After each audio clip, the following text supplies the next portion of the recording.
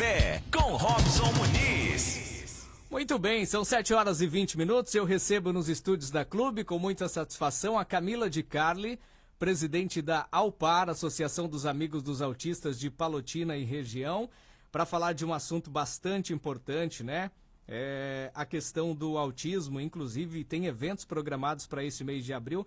Aliás, o mês de abril é o mês de conscientização, né, sobre o autismo, não é? Camila, bom dia, seja bem-vinda. Bom dia, Robson, bom dia aos ouvintes da Clube FM. Muito obrigado pelo convite, né? É um prazer poder estar aqui falando desse assunto tão importante, não só para a minha vida ou para a AUPAR, mas para toda a sociedade. Sim, esse mês de abril é o mês da conscientização do autismo, né? No dia 2 a gente comemora ali o Dia Mundial da Conscientização do Autismo. Amanhã já. Amanhã já. E esse ano com um tema que é muito importante, né? A informação que gera empatia e a empatia que gera respeito. Então a gente, mais do que nunca, a AUPAR está ali para levar informação para a população, né? E esse ano aí, além da caminhada, com outros eventos que vão proporcionar muita informação para a comunidade. Sensacional. Falando um pouquinho sobre a AUPAR, qual a missão da associação e o trabalho que vocês realizam na cidade? Sim, a associação surgiu em 2021, né, setembro de 2021, através da união de alguns pais que após o diagnóstico ficaram a gente fica um pouco perdido quando você recebe um diagnóstico como o diagnóstico do autismo, né? Então, nós nos unimos e a nossa principal missão é levar a conscientização, é levar o conhecimento sobre o que é o autismo, sobre como ser tratado, sobre a inclusão das nossas crianças, sobre a aceitação da sociedade, sobre o conhecimento especificamente. Então, a nossa missão hoje é a conscientização. Daqui a pouquinho eu quero, inclusive, falar um pouco sobre o autismo, como identificar, como lidar com isso em casa, nas escolas. Mas vamos falar um pouquinho sobre os eventos que estão programados, né, já para esse mês de abril. No dia 5 acontece a caminhada pela conscientização do autismo. Como é que surgiu a ideia dessa caminhada do autismo? Qual o principal objetivo desse evento para a comunidade? Então, na verdade, esse ano já é o segundo ano que temos a caminhada, né? No primeiro ano, foi em 2024, surgiu aí de uma conversa em algumas mães ali, as Sílvias, né? Porque são duas Sílvias que fazem parte da AUPAR, conversamos ali sobre o que fazer para que chamasse a atenção da população, né? Não basta ser só um ato, né? Mas algo que a população olhasse e visse tivesse curiosidade, né, e chamasse atenção. Então a gente organizou ano passado a primeira caminhada, que foi muito legal, teve bastante adesão, e daí então agora a gente vai criar como no calendário da AUPAR, que vai ser o evento que vai ser feito todos os anos, né? Então a caminhada já vai virar tradição na AUPAR. Como que vai ser a caminhada? Qual o percurso e quem pode participar dessa caminhada? A caminhada então vai ser no sábado, dia 5, né? Começa às 9 horas, temos um ato em frente à sede da AUPAR, que é na Praça Amadeu Piovesan. É um pequeno cerimonial ali para passar alguma mensagem para a população. E vai ser feito o entorno da Praça Amadeu Piovesan, né? Saindo da sede, indo até ali a esquina com Aldir Pedron, descendo para frente da prefeitura, passa ali todo o entorno da praça. E toda a comunidade está convidada. Eu gostaria muito de pedir a toda a população que se tirasse um tempinho e fosse, aos comerciantes que mandassem um representante, ali eu estive conversando com o Aliandro da CIPA, para que colocasse as pessoas para que fossem uma representatividade, sabe? Porque não vamos esperar o autismo chegar na nossa casa para saber o que é, porque eu esperei bater na minha porta. E eu falo para você, foi muito difícil.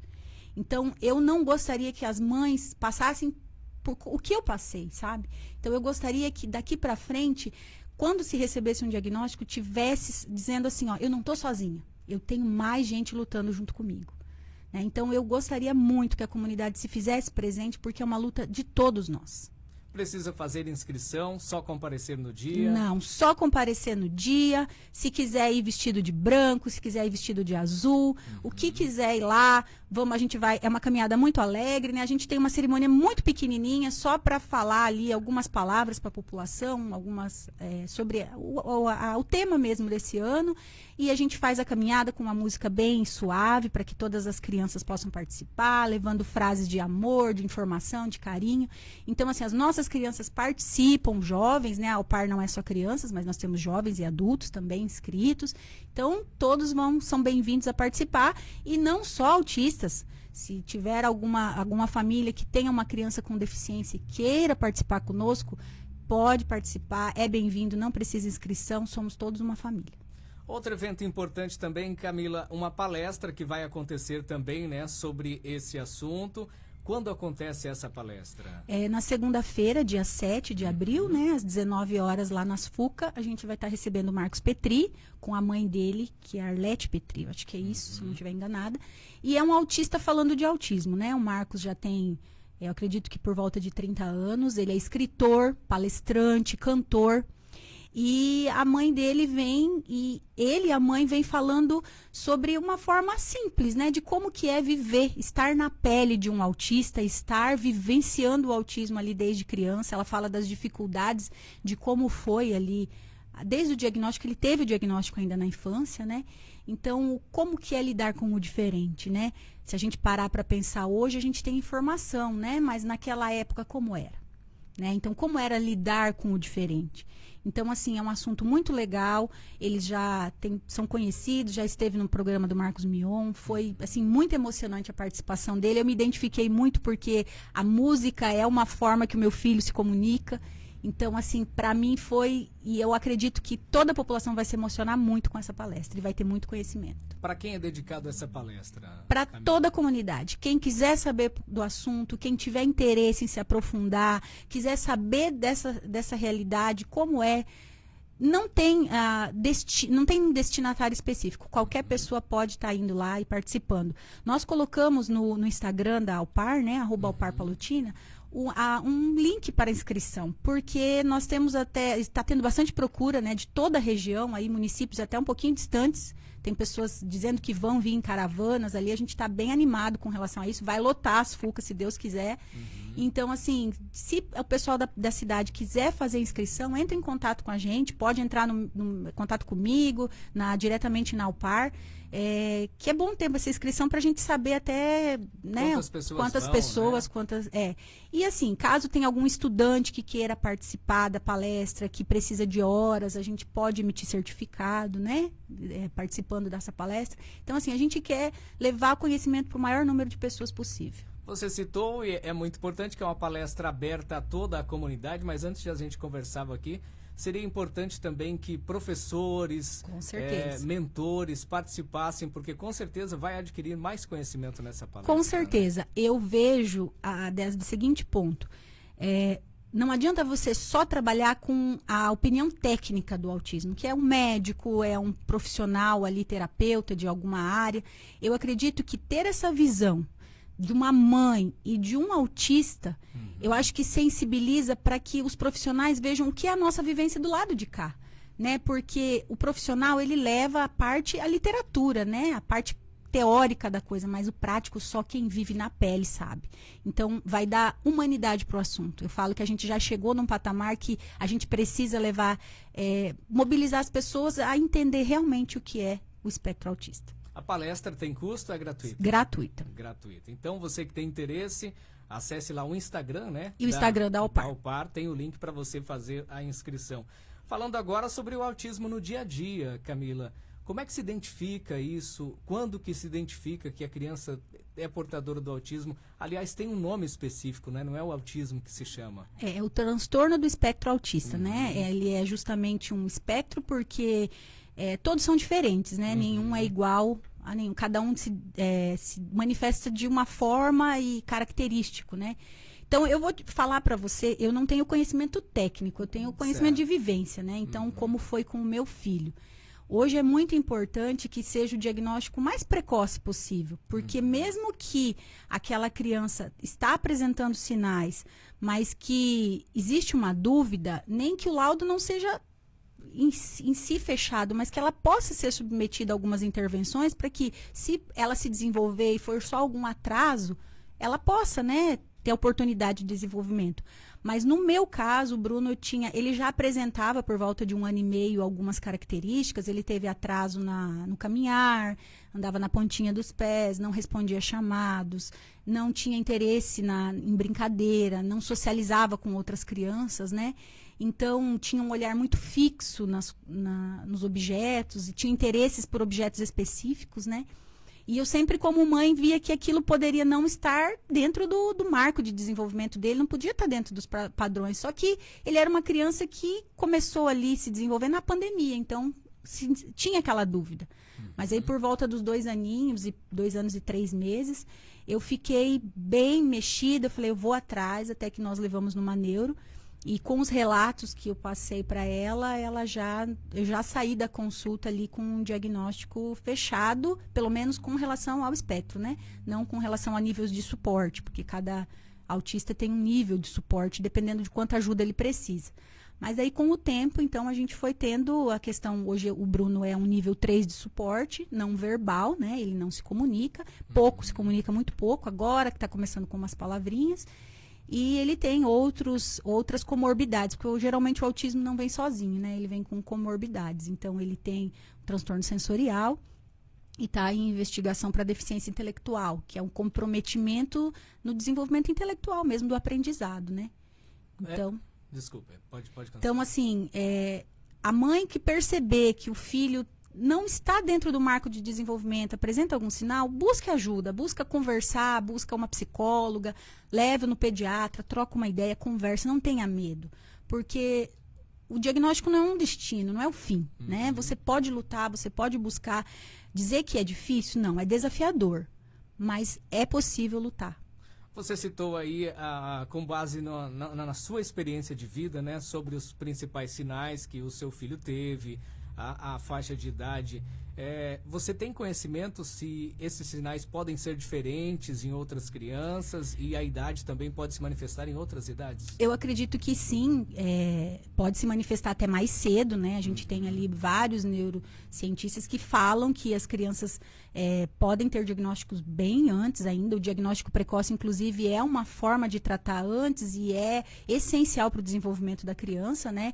Até na própria associação a gente tem mães com diagnóstico de criança bem antes da idade que eu tive com o Bruno. E tem vários outros sinais, né? Tem algumas crianças que apresentam estereotipias, gestos estereotipados. O meu apresentava em algumas situações, mas isso não predominava, né? Mas tem sinais, sim, mas principalmente o atraso, né? Que nem atraso na fala. Todos os atrasos que estão ali previstos no marco de desenvolvimento, que a criança tem que atingir conforme a idade, tudo que tiver abaixo disso tem que ser investigado. Outro assunto também. Feito o diagnóstico, como é que a pessoa, a família, vai lidar com isso em casa? Como criar um ambiente mais acolhedor para a criança que desenvolve esse autismo? Olha, eu acredito que, acima de tudo, a gente nunca pode esquecer que é o amor, né? A gente tem que engolir o choro, porque eu falo para você que uma das principais...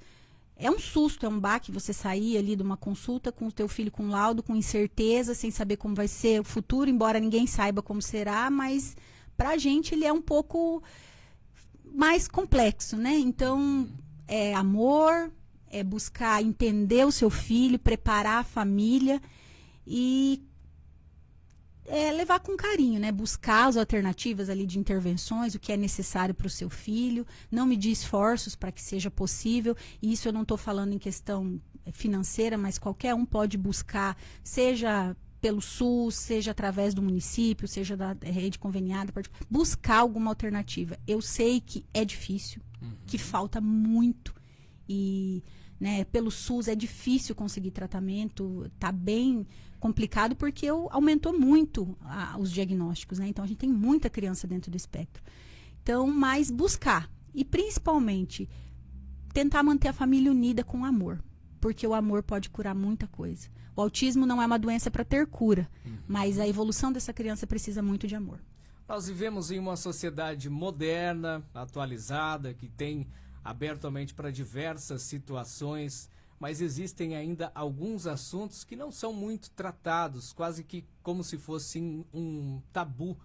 O autismo é tratado, é dialogado diariamente entre as autoridades, entre a comunidade em geral, ou isso é debatido especificamente nesse mês de abril, que é um mês específico que a gente lembra, mas isso deveria ser tratado com mais frequência, né? Olha, eu penso assim, Robson, de fato, mês de abril a gente tem uma visibilidade muito maior. Mês de abril, as pessoas... eu sempre falo que não adianta você colocar ali mês azul, anjo azul, qualquer coisa nesse sentido e depois o resto do ano não incentivar o seu filho a chamar o coleguinha para brincar, não convidar para um aniversário, porque isso dói. Eu falo para você que das maiores dores que eu tenho hoje, e acredito que muitas mães compartilham comigo, é o filho não poder ser criança. Porque o meu filho, enquanto todos estão brincando, ele faz terapia para aprender a brincar. Para brincar com os filhos dos outros. E eu vejo que existem olhares de julgamento, existem pessoas que se afastam. E eu falo assim, ninguém nasce preconceituoso. Ninguém nasce com uma convicção definida, né? As pessoas aprendem isso. Então, a gente tinha que aprender com as crianças. Olha, meu filho tem 6 anos, está na primeira série. Se você vê como as crianças são acolhedoras, as meninas são receptivas, ele chega, elas dão a mãozinha. E ontem eu tive reunião na escola, eu me emocionei. A professora falou que todos estavam falando que iam ser quando crescer. A profissão que iam escolher. E o Bruno não fala, não conseguiria falar o que ele ia ser, né? Todo mundo, quando ela falou assim, e o Bruno, que ele gosta muito de cantar, todo mundo, cantor! E eu me emocionei, eu falei assim, nossa, eles percebem que o Bruno canta, porque eles não entendem o que ele canta, mas percebem. Então, assim, que não fique essa conscientização só para o abril. Porque no abril toda a família é bonitinha, as crianças estão sendo vistas, mas no resto do ano, não. Então, vamos estender esse abril para o ano todo. Vamos acolher as famílias, vamos mostrar que essas famílias, independente das imperfeições ou de não serem dentro dos padrões, elas são famílias também. E têm direito de viver em sociedade, em comunidade. Camila, agora sobre a inclusão nas escolas, especialmente, inclusive, nós conversamos um pouco offline, né, fora do ar, sobre esse assunto. Existe hoje a inclusão, mas falta ainda pessoas treinadas, capacitadas. Tem mentores, por exemplo, tem salas em algumas escolas, isso em Palotina, com 2 crianças que têm o transtorno do espectro autista e apenas um monitor. E às vezes, como a gente conversou, uma criança tem um nível até elevado, né, desse transtorno e fica difícil para um monitor cuidar ali dessas 2 crianças. Isso é apenas um exemplo, tem situações em que tem mais gente, tem mais crianças e não tem monitores. Como é que está sendo isso? Está sendo suprido? Está sendo estudado? A Alpar tem conhecimento disso? Olha, nós temos, foi feito o levantamento até no começo do ano e encaminhado para a Secretaria de Educação, né, através da nova secretária Marinês. E assim, o que eu percebo? Existe sim a inclusão, as crianças são recebidas na escola, sim. Mas, claro, está longe do ideal. Pode melhorar. Eu acredito que pode. A questão dos monitores, sim, falta. Mas eu acredito que é pela falta também de profissionais. Eu sei que o último concurso ali foi chamado todos os profissionais do concurso, teve um aumento significativo. Existe, sim, uma iniciativa do poder público em resolver a situação, até a intervenção do Ministério Público já teve em relação a isso. Mas, claro, nada acontece do dia para a noite, né? Basta que a gente todos nós estamos aprendendo. É algo que veio, embora o autismo aí existe há muito tempo, né? Se tem conhecimento, mas o aumento dos casos é dos últimos anos. Então, claro que se tem que ter um preparo, tem que se preparar esses profissionais para trabalhar com essas crianças. Não adianta você pegar ali uma pessoa e colocar com uma criança autista, né? Você tem que ter ela preparada para isso.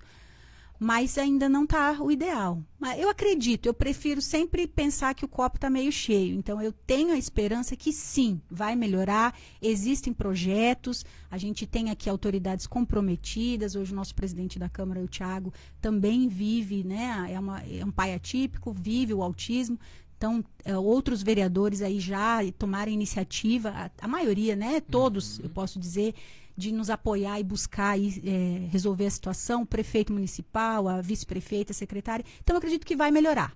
vai melhorar sim. Aos poucos, cada um fazendo a sua parte, eu acredito que vai ser possível melhorar. Claro, todos nós estamos na torcida para que isso melhore, né? Já existe um trabalho sendo feito, como você citou, porque realmente as pessoas, os monitores e até os professores devem passar, eu acho que isso é uma opinião pessoal, eu acredito, por capacitações quase que contínuas, porque da forma que você mesmo colocou antes, esse transtorno ele se manifesta diferente em cada criança. Então tem criança que ela é tranquila, mas tem criança que chega a ser agressiva, né, dentro de sala de aula.